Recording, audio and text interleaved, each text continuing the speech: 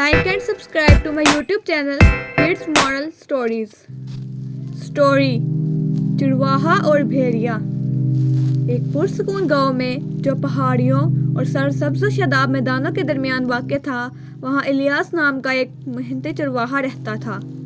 अपने तपे हुए हाथों और फितरत की ताल से गूंजने वाले दिल के साथ इलियास को भेड़ों के रेवड़ की देखभाल की जिम्मेदारी सौंपी गई, जो भरपूर चरागाहों पर चढ़ती थी।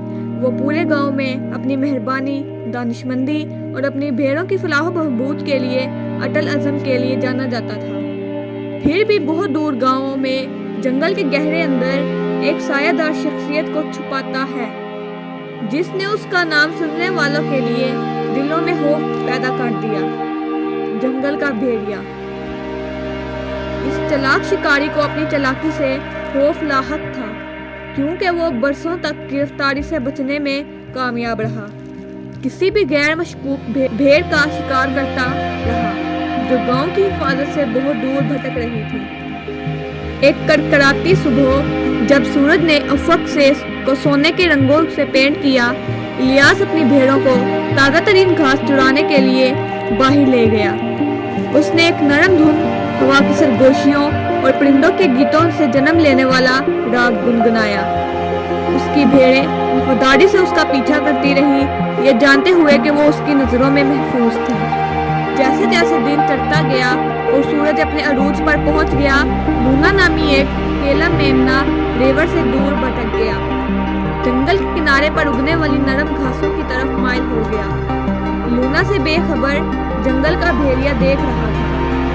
उसकी अंबर आंखें भूख से चमक रही थी। इलियास ने लूना की गैर मौजूदगी को देखा और फौरन खतरे को महसूस किया। वो जंगल के किनारे की तरफ रवाना हुआ। उसका दिल परेशानी से धड़क रहा था। वहाँ उसका सामना भेड़िए से हुआ। उसकी छींकने वाली निगाहें उसके अपने साथ बंद थी। उनके दरमियान एक मुफाहमत गुजर गई, जिंदगी और मौत के चक्कर की खामोशी की पहचान। इलियास, अक्लमंद चरवाहा, भेड़िया एक गहरी आवाज में बोला, जिसमें उस उदासी का निशान था। मैंने बरसों तक तुम्हारी भेड़ों का शिकार किया है, भूख और बिकार की वजह से, लेकिन आज मैं तुम्हें एक इंतखाब पेश करता हूँ। अगर तुम जवाब दे सकते हो, वो पहेली जिसने मुझे परेशान कर रखा है, मैं लूना की जान बख्श दूंगा और आपके रेवड़ को दोबारा कभी नुकसान न पहुंचाने का अहद करूंगा। मुतजस्सिस और मुतजस्सिस इलियास इस चैलेंज पर राजी हो गया। उसकी परेशानी इर्तिकाज में घुल गई। भेड़िए ने अपनी पहेली बताई। सांस के बगैर जिंदा, मौत जितनी सर्दी, कभी प्यासा नहीं कभी पीना, मेल में सब कभी ना झुकते हैं। इलियास ने इस पहेली पर गौर किया। उसका दिमाग सोचों से घूम रहा था। एक लम्हे के बाद वो नरमी से मुस्कुराया और जवाब दिया, मछली। भेड़िए की आंखें हैरत से फैल गईं। सदमे और तारीफ का मरकब उनके अंदर झलक रहा था। तुमने पहेली हल कर दी, अक्लमंद चरवाहे। मैं अपने वादे की पासदारी करूंगा। लूना महफूज है। जैसे ही भेड़िया जंगल के साए में पिघल गया, इलियास लूना को रेवड़ की हिफाजत के लिए वापस ले गया।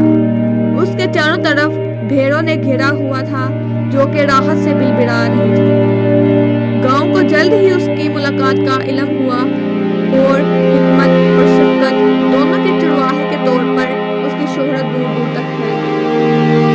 उस दिन जंगल का भेड़िया गांव की भेड़ों का शिकार करने से गुरेज करते हुए अपने कौल पर कायम रहा। और अगरचे इलियास ने अपनी अक्ल को साबित कर दिया था, लेकिन उसने बिका की मुश्तरका जदोजहद को भी पहचान लिया, जिसने तमाम महलूकात को जिंदगी के चक्कर में डाल दिया। Please like and subscribe to my YouTube channel kids moral stories. बरसों बाद जब इलियास के बाल सफेद हो गए थे और उसके कदम आहिस्ता हो गए थे, वो एक आखिरी बार जंगल के किनारे पर वापस आया। वहाँ उसे भेड़िया मिला, जो अब बूढ़ा और थका हुआ है। पुराने दोस्त, तुमने अपना वादा निभाया, इलियास ने हल्की सी मुस्कुराहट के साथ कहा।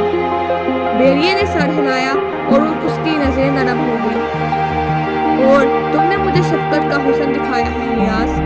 जैसे जैसे मौसम बदलते रहे, चरवाहे और भेड़िए की कहानी समझ, छुटकारा اور اٹوٹ دھاگوں کی ایک لازوال کہانی بن گئی، جس نے تمام جانداروں کو زندگی کی ٹیپسٹری میں باندھ دیا تھا۔